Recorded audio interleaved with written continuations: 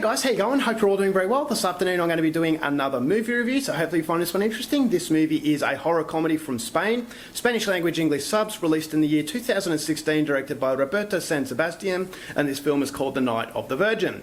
So The Night of the Virgin is about Nico. He is this young adult and he's still a virgin. He's the topic of all the jokes from his friends and he wants to put an end to this. So on a New Year's Eve party he believes this is the opportunity for him to finally get what he wants, finally to make that big move. And so when he gets there he's making all these interactions with these other girls, but he's just not getting any luck. So he's ready to call it quits for the evening. It's going to be a failed mission until he catches the eye of Madea. Madea is this beautiful, mature woman who catches the eye of Nico, and Nico believes this is the solution to his problems. But unfortunately for Nico, he doesn't realise that Madea has invited him back to her house for different reasons, and those reasons are far more horrifying than Nico could ever have imagined. And so Nico's evening has gone from trying to lose his virginity to trying to save his life, and whether or not he's successful is something you're going to have to find out for yourself, because that's as far as I'm going with my synopsis.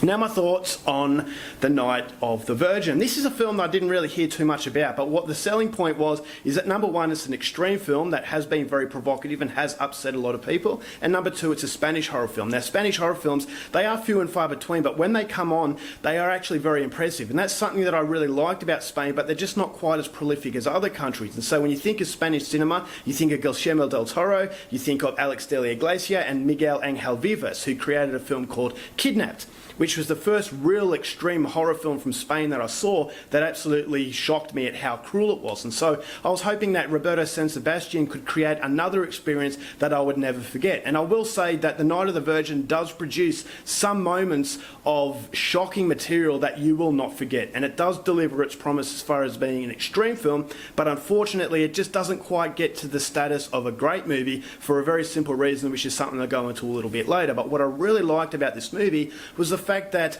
Roberto San Sebastian understands what it is to make a horror comedy. Now this is not the funniest film, it's not the scariest film, but it is a movie that does create a caricature world. And so when these shocking things are happening, you're not as disturbed as you were in Kidnapped, where that was all about reality. The fact that the director is able to take you out of reality and actually enjoy the horrible things that are happening to Nico, that is what creates a horror comedy. This is what creates that sense of guilt, that you're laughing at things that you shouldn't laugh at, but because it's in a caricature, cartoonish world, you can't help but laugh at it. And that's what creates the entertainment. And not a lot of directors understand this, but I believe that this director, this is the most promising thing about this guy, is that he understands what it is to make fun of horrible situations. And that when you see the film, you're in a world that you can't take seriously. It's because the overall tone of the film I thought was very consistent straight from the very first exchange from these characters. There's a New Year's Eve party event that was on television that I thought the interaction between these TV hosts I thought was absolutely hilarious. The script was very, very witty, and I thought that really set the solid foundation for the type of movie you're in for. It's a very quirky film, it's an incredibly strange film, but at the same time it's an incredibly well-made movie. It's a movie that does have a strong presence as far as a horror comedy is concerned. And so I thought that was all very, very impressive, and that's by far the most promising aspect that this director has, and that's the reason why I'm really excited to see what Roberto San Sebastian can produce in the future. And so you've got characters that are very stereotypical. Nico has a very goofy look. He actually looks like the type of guy that believes he's someone that he's not, and because he's actually striving to be that different person, that very confident person, the very macho person, because he's not that macho person, he comes across as very awkward. And those awkward interactions were actually really well done. They were very, very funny. And so I thought, all right, well, this Nico character, he's likable in his goofiness, but it doesn't give you enough qualities inside him as a person to actually genuinely care about him as a person. Therefore, it does become funny where he goes through absolute hell. What this guy goes through, you have to see to believe. But because, as I said, you don't connect to him as a specific sort of person, but he's more of a stereotypical character, you can laugh at the horrible things that are happening. And as I said, that is that self-awareness that this director has. So I thought Madea, the character of this mature woman, she is very, very beautiful, but she had a very strong mysterious quality to her. And that mysterious quality was a very untrustworthy quality. And so what is her story? And as the movie progresses and it unfolds as to what she's all about, it does become quite scary, and she's actually quite an intimidating figure. So she's the aspect of the horror, whereas the goofiness of this virgin was the aspect of the comedy, and when those two come together, I thought it actually played fairly natural, and that natural sort of ability that this director has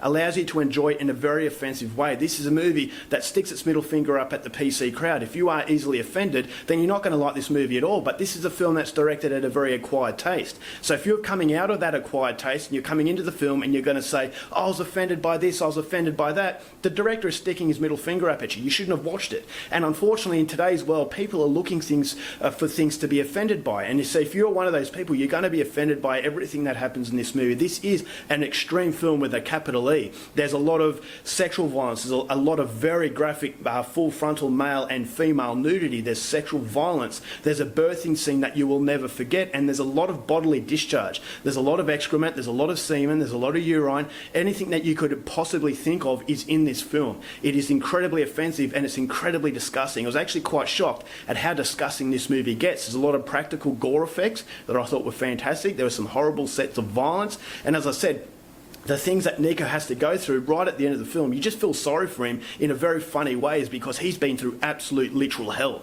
And so I thought that was absolutely fantastic. And so the cinematography does create a very quirky, out of this world sort of atmosphere that the movie really wants. And as I said, all of that combined allows you to enjoy it as much as you do. But unfortunately, I didn't enjoy it as much as I really wanted it to, because although all of that was very self-aware, unfortunately the runtime wasn't self-aware. For a film like this to work, it's supposed to be quirky, it's supposed to be fun. So for a fun film, you want wham bam and then it's over, basically 70 to 80 minutes. But this goes for nearly 2 hours, and I kept thinking, why did it need to go for that 2 hours? Because the build up to the film was very, very slow. And although it was funny, although it was quirky what this character was going through, I thought it made its point, but it failed to really get on to the next point. It was overusing that sort of exchange between these characters, and I thought, okay, yes, it's well written, but it comes to a point where you think, I want something else. I want to get to this film's draw card, and the draw card is the extremity. And I want to get to it, and I'm starting to get a little bit impatient, and that by the time the draw card actually gets to you, it kind of wakes you up, is that you're kind of on the verge of going to sleep because it is very stagnant. It doesn't seem to go anywhere. But then when the shocking moments happen, okay, you're awake, and you start to really enjoy it once it gets shocking elements start to take into place. It starts to get really, really interesting and really, really entertaining. But unfortunately, there's large aspects of this film that aren't that entertaining.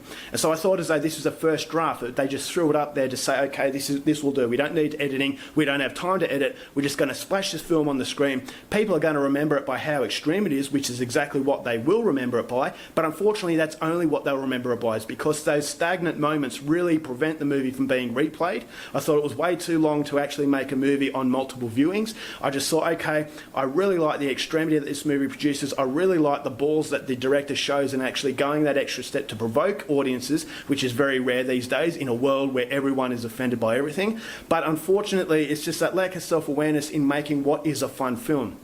And a fun film is a very short film, and unfortunately, because this is a caricature sort of fun, quirky movie from a different sort of dimension, I thought as though it was taking itself a little bit too seriously in trying to develop the story, trying to develop the build-up. Now, I like a build-up. I like a build-up that slowly builds up the suspense, but unfortunately, it just fell flat. It was just flat for a large section of the movie. And I was laughing, I was chuckling here and there, but I just thought the consistency of shocking an audience and actually producing what actually entices you to watch the film in the first place, I thought that was lacking to some degree because, as I said, it is way too long for its own good, and that prevents it from being an absolutely fantastic experience. But pushing that aside, there are scenes in this film that were incredibly extreme, very, very violent, extremely offensive. You know, the sexual content in this movie is extreme as well. So all that combined, and you've also got a touch of religion in the film that I thought was really extreme too. So combining that all in, it's an incredibly offensive, incredibly provocative film that I know a lot of people are going to like, but unfortunately it just doesn't quite get to that pedestal of great Spanish horror films for the simple fact that it takes a little bit too long to get to the good parts. So that's the only criticism I have of what was a very memorable film. And so if you think that this is your type of movie, then I would say go out there and see it. I'm going to give this film 3 stars. Alright guys, that's it for my review. Hope you enjoyed it. Till next time, keep watching movies, and I'll see you later. Bye.